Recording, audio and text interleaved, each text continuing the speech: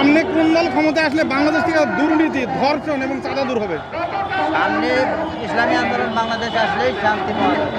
জামাতের বিগত সরকারে যারা নেতৃত্বে ছিল তাদের কিন্তু কোনো দুর্নীতি প্রমাণিত হয় নাই, সুতরাং তারাও কিন্তু এখানে অধিকার রাখে দেশ শাসন করার। জামাত বলিব আমি চাইছি জামাত জামাত আসুক, নতুন দল জামাত ইসলাম কারণে মানে সব জিনিস ভালো থাকবো, এই কারণে এই কারণে একদম ইসলামিক শাসন চাই। জি? ইসলামিক শাসন চাই। কেন ইসলামিক শাসন চাচ্ছে? ইসলামিক শাসন দেশের যে পরিস্থিতি তাতে ইসলামের শাসনই দরকার। আমরা চাই কোরআনের আইন, আমরা চাই শরিয়া আইন। এনসিপিকে আপনারা ভোট দিবেন। জামাত শিবির দেখি না, এটা আশা করি যদি জামাত শিবির আসে তাহলে আমরা অন্তত এই দেশে 5 ওয়াক্ত নামাজটা তো হবে। কোনো রাজনৈতিক দলকে সাপোর্ট করি না এতদিন, তো আমার কাছে মনে হয়েছে বাংলাদেশ জামাত ইসলাম এমন একটা দল, ইসলামিক দল, যারা দেশ চালালে গড়ায় গড়ায় প্রত্যেকটা হিসাব সম্পর্কিত সবার সামনে তুলে ধরবে। বাংলাদেশ জামাত ইসলামী ক্ষমতায় আসলে তারা দেশের সকল চাঁদাবাজি, টেন্ডারবাজি, সিন্ডিকেট এগুলো থাকবে না। আপনি জামাতকে কেন চাচ্ছেন? জামাত হলে দেশটা শান্তি শৃঙ্খলাভাবে থাকবো, মানে মানুষের ওই উল্লাস বেশি করতে পারবে না, মানে পর্দা ছিঁড়ে চলাফেরা করবে। জাতীয় পার্টি আর ইসলামিক দলের মধ্যে কি পার্থক্য পাইছেন? এগুলো দলের মধ্যে কোনো ইসলামের স্বাধীন মন্ত্র নাই। জাতীয়- না, আমি চাইছি জামাত আসুক, নতুন দল। আমি জামাতকেই ভোট দিব। আমি বিএনপিকে সাপোর্ট করি, কারণ বিএনপিকে সাপোর্ট করি না। কারণ কি? বুঝে দল আওয়ার আগে তো হেরা সব আয়া টায়া ছাপা বানায় দিতে আছে। তবে দল আইলে মনে করেন যে কি করতে পারে এটা উপরের আল্লাহ ছাড়া কেউ জানে না। ইসলামে ভোট দেওয়ার কারণে মানে সব জিনিস ভালো থাকবো। আমরা চাই কোরআনের আইন দিয়ে বাংলাদেশ চলুক।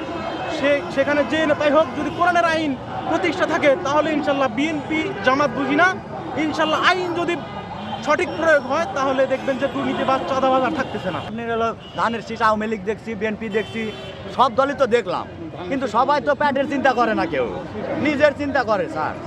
এই জন্য দেশে এমন একটা সরকার প্রতিষ্ঠিত চাই যাতে গরিব দুঃখী ভালো থাকবে, দেশ ভালো থাকবে, সমাজ ভালো থাকবে, এরকম একটা সংসার চাই।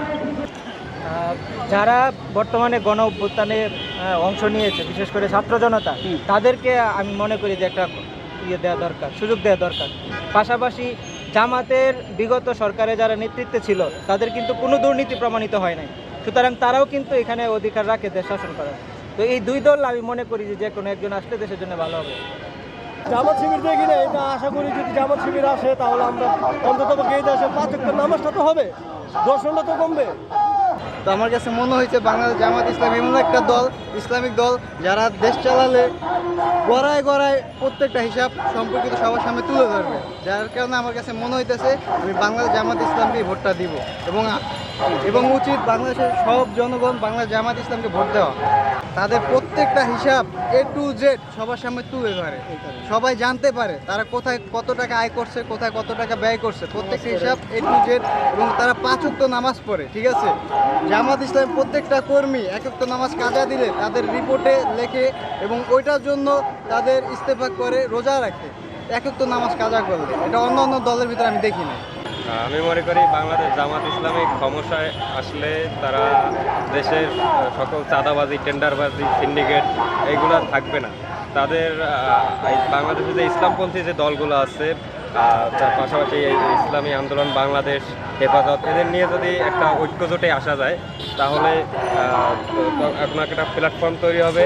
আর এর মাধ্যমে যদি ইসলামপন্থী দল যদি ক্ষমতায় যেতে পারে জামাত ইসলামী, তাহলে আশা করা যায় এদেশে সকল ধরনের দুর্নীতি, অনাচার, তারপর এই ধর্ষণ, এই লুটপাট এগুলো সব বন্ধ হয়ে যাবে আশা করা যায়। দেখা যায় তারা আদর্শিকভাবে অন্য সব দল থেকে আলাদা। তারা ক্ষমতার জন্য এদেশে মানে রাজনীতি করে না। তাদের রাজনৈতিক উদ্দেশ্য হচ্ছে দুনিয়ার কল্যাণ এবং আখিরাতেও মুক্তি, জান্নাত পাওয়ার উদ্দেশ্যে তারা এই রাজনীতি করে।